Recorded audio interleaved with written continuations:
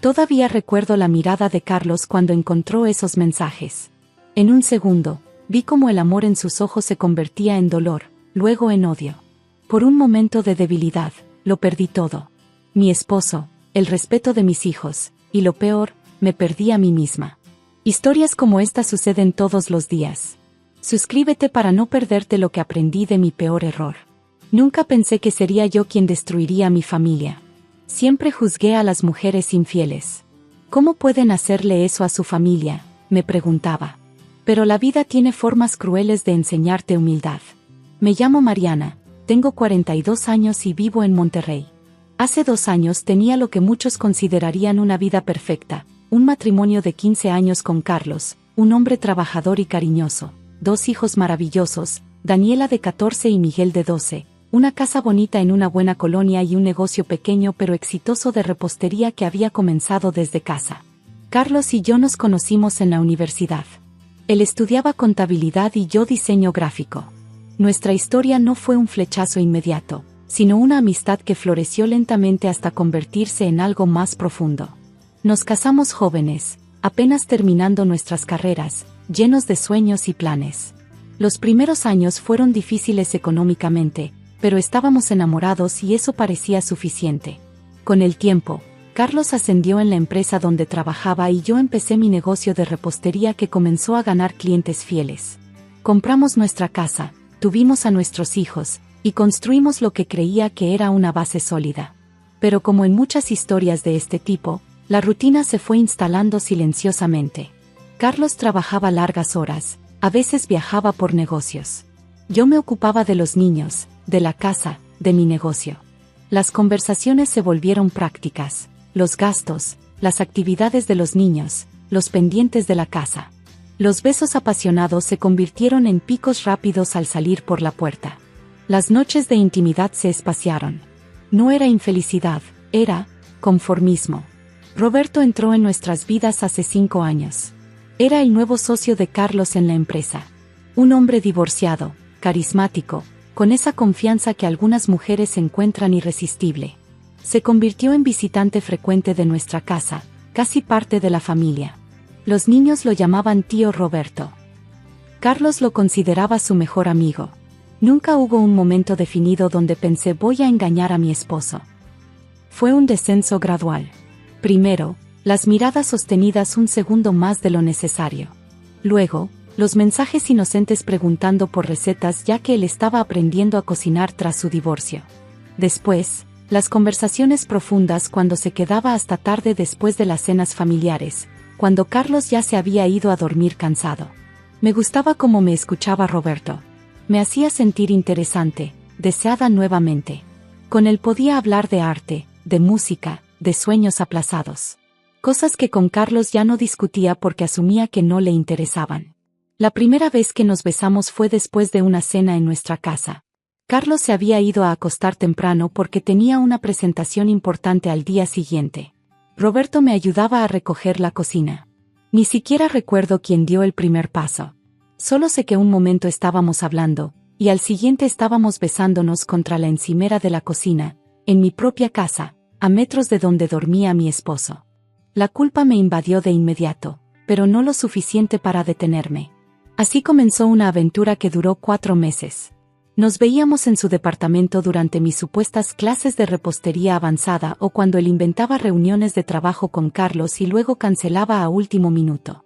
Me convertí en una persona que no reconocía. Mentía con facilidad, creaba coartadas elaboradas, revisaba obsesivamente mi celular para borrar cualquier evidencia. Me decía a mí misma que no estaba haciendo daño a nadie, que Carlos ni siquiera notaría mi ausencia emocional porque ya estábamos distanciados. El día que todo se derrumbó fue un domingo común. Estábamos todos en casa. Yo había salido a comprar ingredientes para la comida, olvidando mi celular en la mesa de la cocina. Carlos lo tomó pensando que era el suyo cuando sonó. Era un mensaje de Roberto: no puedo dejar de pensar en ti. Lo de ayer fue increíble. Te necesito otra vez. Cuando regresé, encontré a Carlos sentado en la sala, mi celular en sus manos, su rostro una máscara de dolor. No dijo nada. Solo me mostró la pantalla y esperó mi reacción. No tiene sentido describir la discusión que siguió. Los gritos, el llanto, las acusaciones.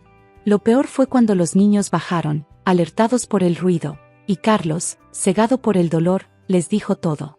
Ver la confusión transformarse en decepción en los ojos de mis hijos fue lo más doloroso que he experimentado. Esa noche, Carlos hizo sus maletas y se fue a un hotel. Les explicó a los niños que necesitaba tiempo para pensar. Pero sus miradas me decían que entendían más de lo que debían. Los días siguientes fueron un infierno. Carlos volvió solo para recoger más de sus cosas.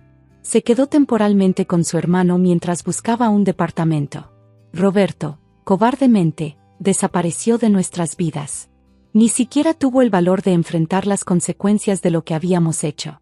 Pedí perdón incontables veces, prometí cambiar, sugerí terapia de pareja. Pero algo se había roto irreparablemente. Los niños fueron lo más difícil. Miguel, mi pequeño, dejó de hablarme por semanas. Daniela, mi adolescente, se volvió abiertamente hostil. ¿Por qué lo hiciste, mamá? ¿No nos amabas lo suficiente?, me preguntó una noche, con lágrimas en los ojos. No tenía respuesta. Cualquier explicación sonaba como una excusa patética. El divorcio fue rápido y sorprendentemente civilizado en lo legal. Carlos no quiso pelear, solo terminar con todo lo antes posible. Acordamos custodia compartida, aunque los niños preferían estar con él. Mi casa, antes llena de vida, se convirtió en un espacio vacío y silencioso la mayoría del tiempo. Mi negocio de repostería sufrió también. En una ciudad como Monterrey, los chismes corren rápido. Perdí clientes, amigos que tomaron partido por Carlos. Me convertí en la infiel, la que destruyó su familia por una aventura. Roberto, por supuesto, no sufrió el mismo escrutinio social. Han pasado 2 años. Carlos rehizo su vida con una compañera de trabajo. Es una buena mujer y trata bien a mis hijos, lo que hace que me duela y me alivia al mismo tiempo. Los niños están mejor ahora, la terapia les ha ayudado a procesar todo. Poco a poco vuelven a confiar en mí, aunque nuestra relación nunca será la misma. Yo sigo sola. He tenido citas, pero ninguna relación seria. La culpa es una compañera constante.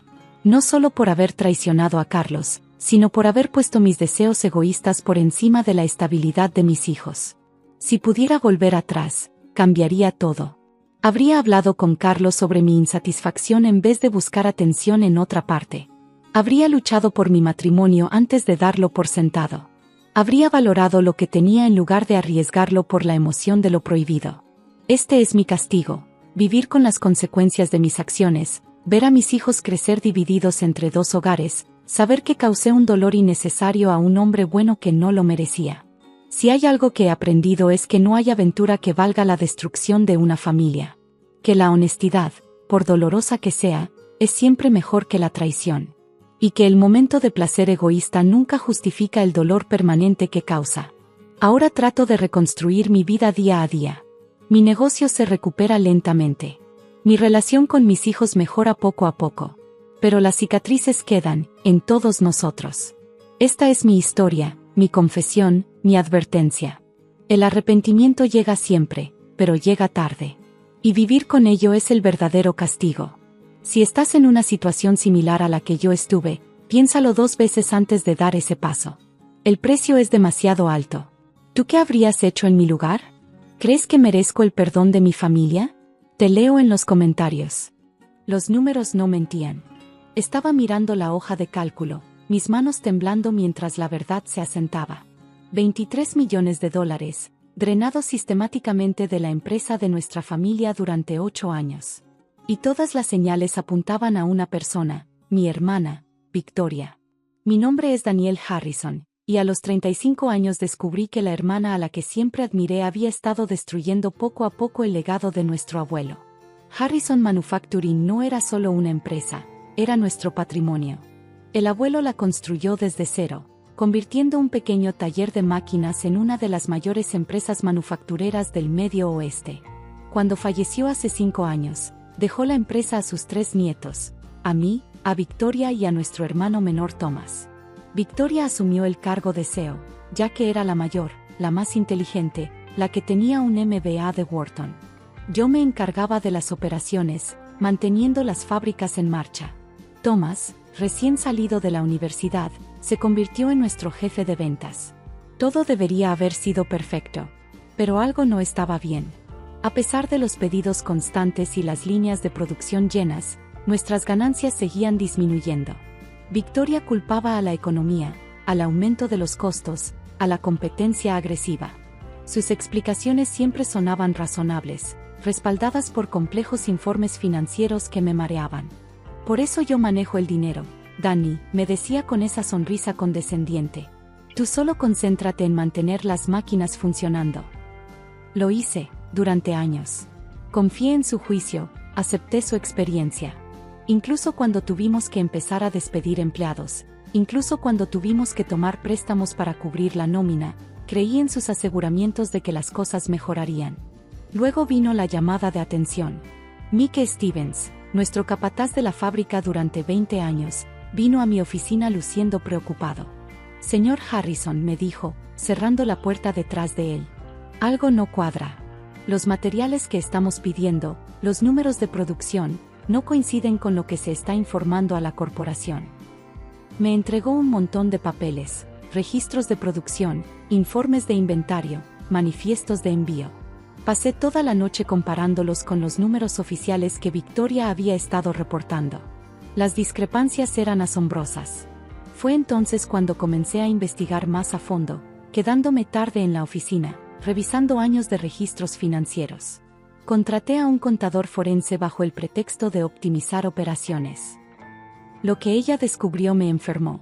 Victoria había creado un elaborado esquema de proveedores falsos, costos inflados y pagos desviados. Dinero que debería haber ido a los proveedores o a las cuentas de la empresa, se canalizaba a través de una maraña de empresas ficticias, todas llevando de vuelta a cuentas privadas a su nombre. $23 millones. 8 años de robo sistemático, comenzando incluso antes de que el abuelo muriera. Mientras nosotros despedíamos a trabajadores leales, mientras el legado de nuestra familia se desmoronaba, Victoria nos había estado robando a plena vista. La confronté una tranquila noche de viernes, después de que todos los demás se fueran a casa. Ella estaba en su oficina, tecleando en su computadora como si nada estuviera mal. Los libros no mienten, Vic, le dije, dejando el informe del contador forense sobre su escritorio. Ella apenas lo miró. ¿Qué se supone que es esto? Pruebas. De lo que le has estado haciendo a esta empresa. A nuestra familia. Victoria se recostó en su silla, con esa familiar sonrisa condescendiente en sus labios. Pruebas. ¿De verdad fuiste a revisar los libros? Se rió. No pensaba que tuvieras agallas, hermanito. Siempre has sido tan simple. Lo suficiente para confiar en ti, respondí, con la voz firme a pesar de la rabia que ardía en mi pecho. Lo suficiente para creer que estabas tratando de salvar esta empresa en lugar de destruirla. Su sonrisa se desvaneció un poco. ¿Salvarla? Esta empresa se estaba muriendo mucho antes de que yo comenzara a tomar lo que me merecía.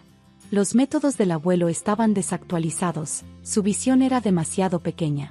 Yo solo me aseguré de sacar algo antes de que todo colapsara. ¿De verdad crees eso?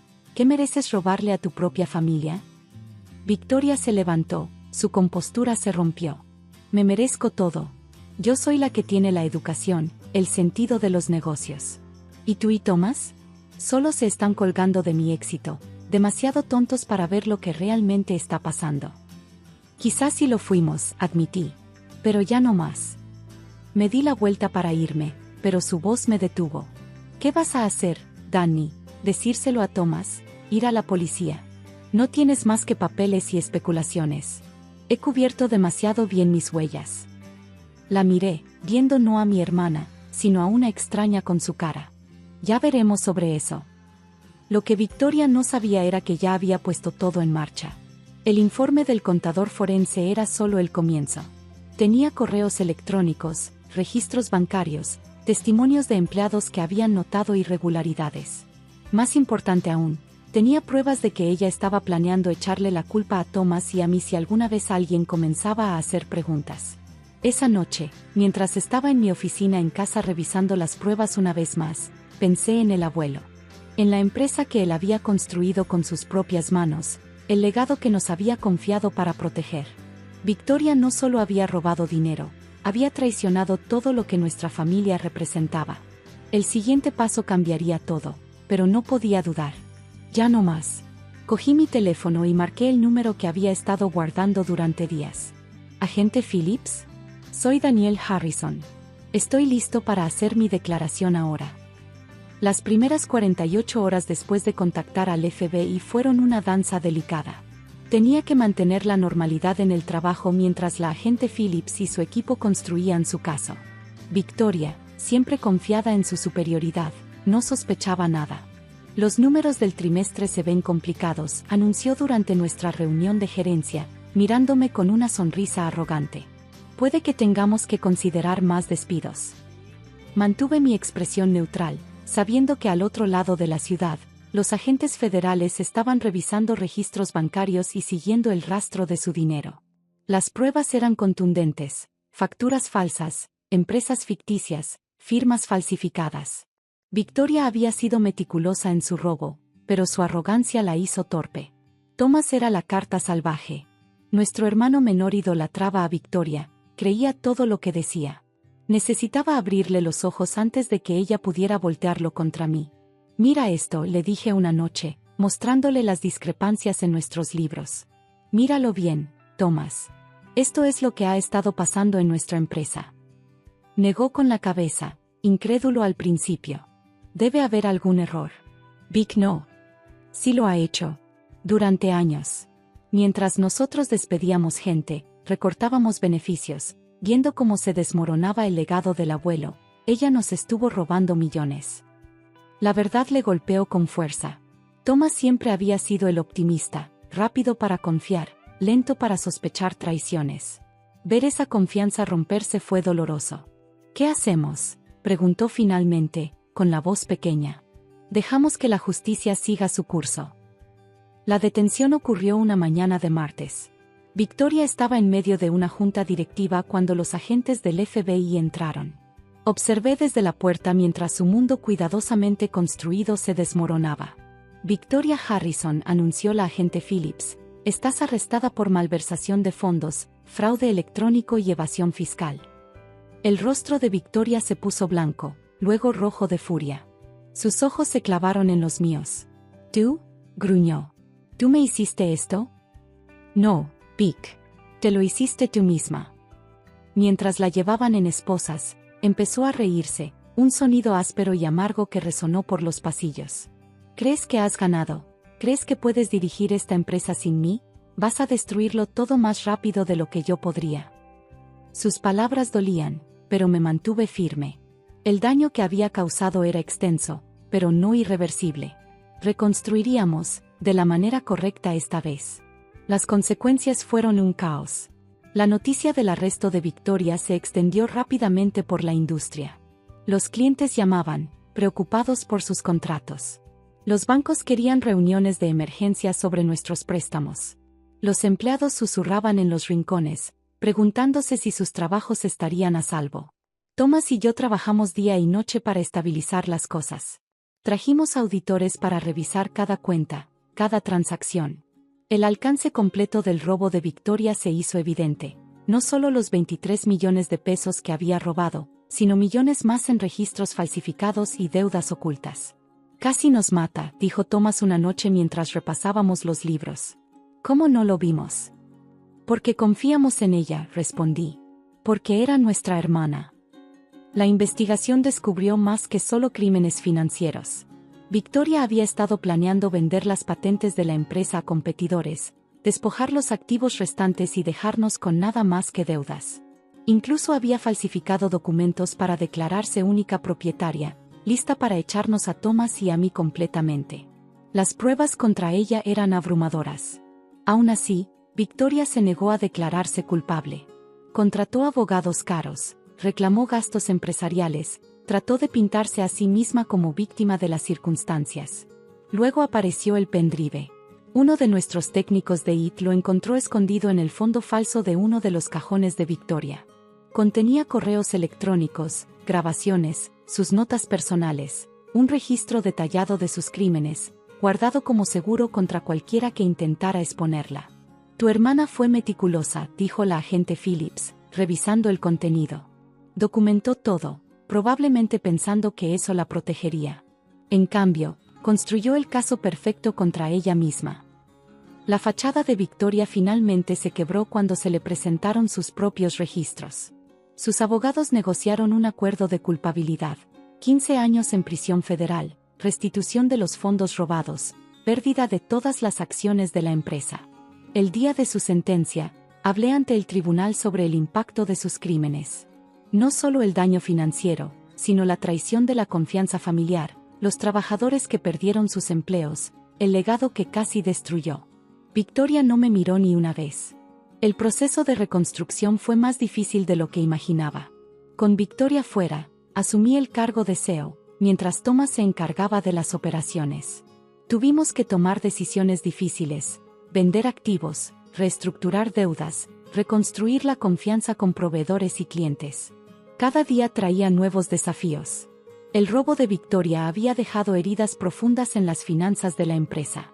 Descubrimos proveedores sin pagar, contratos incumplidos y relaciones dañadas que tomarían años en repararse. Pero también encontramos una fuerza que no sabíamos que teníamos. Tu abuelo estaría orgulloso, me dijo Mick Stevens una mañana mientras caminábamos por la fábrica. Estás devolviéndole la vida a su empresa. Los trabajadores que se quedaron con nosotros en los tiempos difíciles mostraron una lealtad increíble. Cuando les explicamos la verdad sobre los despidos y los problemas financieros, muchos ofrecieron reducir temporalmente sus salarios para ayudar a mantener la empresa a flote. 6 meses después del arresto de Victoria, realizamos una reunión con toda la empresa. El ambiente estaba tenso, todos sabían que aún estábamos luchando. No les voy a mentir, dije, de pie frente a nuestros empleados. El camino por delante es difícil. Pero Harrison Manufacturing no es solo una empresa. Es una familia. Y las familias se mantienen unidas en los tiempos difíciles. Presentamos nuestro plan de recuperación, finanzas transparentes, reparto de utilidades para los empleados, inversión en nueva tecnología. Más importante aún, prometimos que no habría más secretos ni agendas ocultas. La primera carta de Victoria llegó un año después de su condena. Escribió sobre arrepentimiento, sobre querer hacer las paces. La leí una vez y luego la guardé sin responder. La segunda carta llegó 6 meses después, llena de acusaciones y reproches. Según Victoria, el favoritismo de nuestros padres, las ideas anticuadas de nuestro abuelo, la presión de la sociedad, todo y todos eran responsables de sus crímenes, excepto ella. Thomas quería responder, defender el nombre de nuestra familia. Lo detuve. Ya no es la hermana que conocíamos, le dije. Tal vez nunca lo fue. 3 años después del arresto de Victoria, Harrison Manufacturing generó su primera ganancia real desde antes del robo. Redujimos operaciones, nos enfocamos en calidad sobre cantidad y reconstruimos nuestra reputación pieza por pieza. El día en que pagamos el último centavo de los millones que Victoria había robado, visité la tumba del abuelo. La mañana era tranquila y con neblina, el tipo de día que más le gustaba. Lo logramos, abuelo, dije en voz baja. Salvamos tu legado. Thomas se unió más tarde, con 2 tazas de café en la mano. Nos sentamos junto a la tumba, recordando momentos, hablando del futuro y de las lecciones que habíamos aprendido tras la traición. ¿Crees que alguna vez nos quiso?, preguntó Thomas de repente. ¿O todo fue una actuación? Pensé en Victoria, no en la criminal en prisión, sino en la hermana que me enseñó a andar en bicicleta, que ayudó a Thomas con su tarea, que alguna vez nos pareció invencible. Creo que amaba la idea de nosotros, respondí finalmente. Siempre y cuando nos mantuviéramos en los roles que ella nos asignó. El hermano simple, el hermano ingenuo, los personajes secundarios en su historia. Pero nosotros escribimos nuestra propia historia. Sí, sí lo hicimos. Hoy, 5 años después de que salieran a la luz los crímenes de Victoria, Harrison Manufacturing es más fuerte que nunca. Somos más pequeños que antes, pero más estables, más éticos, más fieles a la visión del abuelo. Victoria será elegible para libertad condicional en 3 años.